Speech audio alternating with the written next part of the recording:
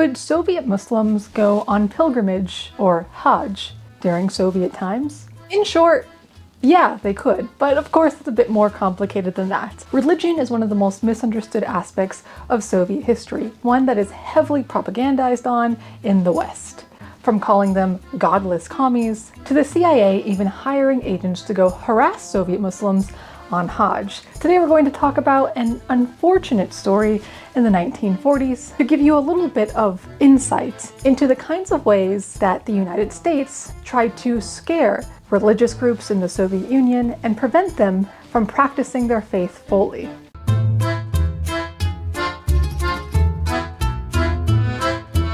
Assalamu alaikum, comrades. Of course, religion in the Soviet Union is a very complex topic, and there's a lot that needs to be said and a lot of history to cover, and I'm not going to really go into that detail right now. My goal is to just tell this one story to enlighten you a little bit about these complexities. But to be vague and quick, during Imperial Russian times, religious minorities, as in not Russian Orthodox, were often subject to punishment, reform, and political fear-mongering. For instance, in regions where Muslims were the majority, the Russian Empire would place their own hand-picked, let's say, muftis to rule over that area, making sure that what they enact is not necessarily Islamically sound, but sound within the empire. So you have large swaths of the population who are Muslim by name but do not practice the religion, do not know how to read Quran to know their rights, and often are subjected to quite horrific cultural ways in the false name of Islam under the Russian Empire. There's a lot of trauma within these groups, so by the time that the Soviets came around, most were quick to get rid of those old ways, not because they were religious in nature, but because of the trauma and hardship associated with it. Again, they did not know how to read their scripture to begin with, let alone have a proper education in it. A lot of the early instances of places of worship being torn down or transferred into something else happened not because they were punishing worshippers, but because religious institutions often hoarded their wealth in these places and they were better suited for a different kind of utility, like turning it into a theater, a house of the people, while still maintaining structures that did serve the smaller practicing communities in those areas. Again, there's so much more to go into, but it's important to briefly describe that. There was an era of a lot harder repression when it came to religion, and that came in the 1920s. That was then relaxed in the 40s. Religious practice being a big part of the war effort even, and there was quite a religious reclamation of sorts up until the death of Stalin in 1953. Khrushchev then came and undid a lot of that progress, even making up some interesting false quotes by none other than Yuri Gagarin. Ever seen the little cosmonaut saying he sees no God?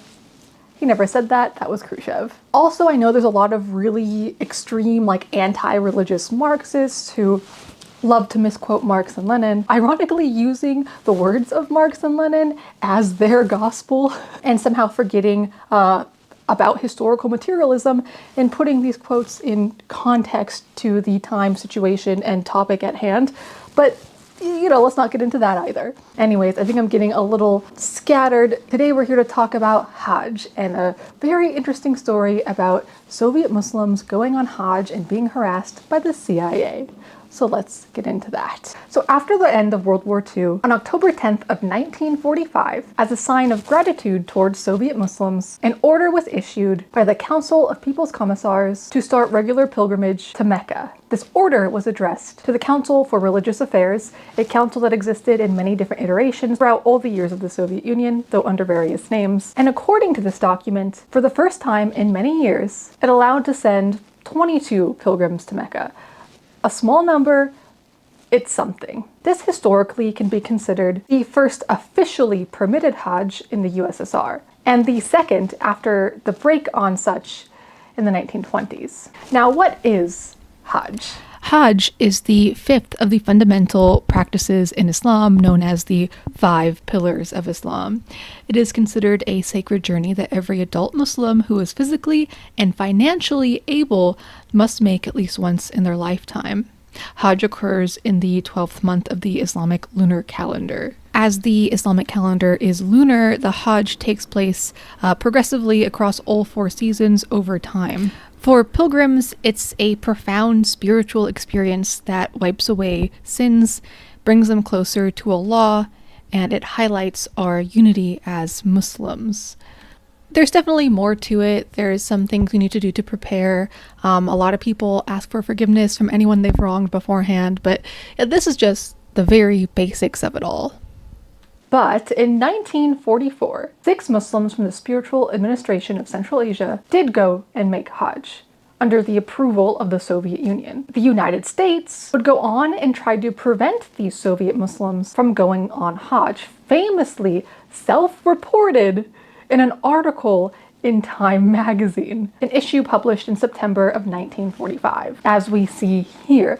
I will link this down below so you can read this whole article, but let me read you a little snippet. Everywhere the Russians went, Hamid and Russi went too, yelling such things as, "You are no pilgrims, you're communist propagandists. You serve the Moscow atheists." Ripe tomatoes and Mohammedan Bronx cheers greeted the harassed Reds in Mecca's streets. Now imagine that you are going on Hajj, one of the main pillars in Islam that we are required to do if possible. And in this very spiritual, important moment in your life, CIA agents got other Muslims to throw tomatoes at you and yell at you.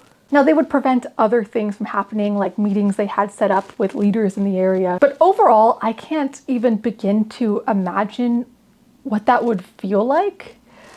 An already rare and selective opportunity to go on Hajj as a Soviet Muslim and then to be harassed like that. It's really wild to think about, especially coming from a nation that claims to be morally superior, God conscious, and the pinnacle of freedom. Look at what they're doing. Is it a surprise though? But who were these hired CIA agents? Well, I found this article published in 2015 talking about the death of one of these spies. And he goes into detail about this incident. He calls this incident, quote, probably the first open act against Soviets via Muslim communities conducted by the Central Intelligence Agency, sponsored by a German-based cover organization. He says that both CIA propagandists in Mecca were also of Turkic origin. One of them was 42-year-old Hamid Rashid, the other 37-year-old Ruzi Nazar. Nazar's obituary said this: a great patriot of the Turkic world this century and a dear son of Turkestan, which was signed by Enver Altay, and family, himself a former agent of the Turkish National Intelligence Organization, who also wrote a book published in 2013 with the title Ruzi Nazar, the CIA's Turkish Spy. Now, do you notice anything interesting about this Radio Free Europe article? Look at the picture they're using for him. Yeah, he was a Nazi. Now, sorry, this is from Wikipedia. I'm not reading that book about him. After joining the Nazi collaborationist movement during World War II, Nazar lived most of his life in exile, first in Germany, then the United States, then Turkey. During 3 decades from the early 50s, he was a CIA officer. Well, actually, before that, because, hey, remember, he went and harassed Soviet Muslims on Hajj. That fucking Nazi. Now, it's no surprise that an incident like that in Mecca could prevent the Soviets from allowing more opportunities to do so. Now, they did allow people to go on Hajj after this, but you can see how they would have to be careful. Probably the US's intentions in doing that, making it more difficult and humiliating for Soviet Muslims to go on Hajj. And so when more restrictions are put around it, they can yell, ha, see, the Soviets are the bad ones. They're the ones doing the restricting on religious freedom. Last year, I came across this book, The Conference in Defense of Peace of Old Churches and Religious Associations in the USSR, which was held on May 9th through 12th of 1952. So a Stalin-era conference on religious institutions and religious freedom in the Soviet Union, attended by basically a representative of all religions in the Soviet Union. It's really interesting and of course goes against a lot of notions of godless communism in the Soviet Union. If you go onto my website where I scan a lot of documents, I do have a lot under the religion tag, also full of documents and publications dispelling misinformation about religious freedom in the Soviet Union. It's just really important to view this with historical context. What was going on? What was it like in imperial times? Why would there be restrictions? I think a story like I shared today about how the CIA actively went to harass practicing Soviets of faith gives you even more context into why the Soviets had to be careful. Like, they had religious affairs organizations, they had places of worship. It looked different throughout these 70 years of the Soviet Union, but it did exist. And that the fact that it just existed is something that is often rarely even acknowledged. So anyways, to answer my question earlier, did Soviet Muslims go on Hajj? They did, yeah. But sometimes they were harassed by the CIA, and that sucks. Ultimately, the Soviets viewed religion as a personal matter and one that does not concern the state. And I think that's how it should be. You couldn't proselytize. There were limitations on how many religious-based texts could be printed, but they could print their religious texts, like pamphlets, event calendars, and so on. But the restrictions were mainly to make sure that it wasn't forced on people the way it was back in imperial times. There are some other things which you may not be happy about, like minors weren't allowed in religious institutions. They didn't want indoctrination of children, something I do also agree with. It's not like they were, you know, completely killed for practicing their religion. It wasn't like that. They just had rules in place, and those rules had reason, be that in the general want and perception of society at that time, the history, or the context of the era in which they are living in. Go figure. There's reasons for things. Anyways, comrades, what do you think about this story? Are you surprised at all? It's one that I often go back to because I just find it such an egregious example of something that we all know.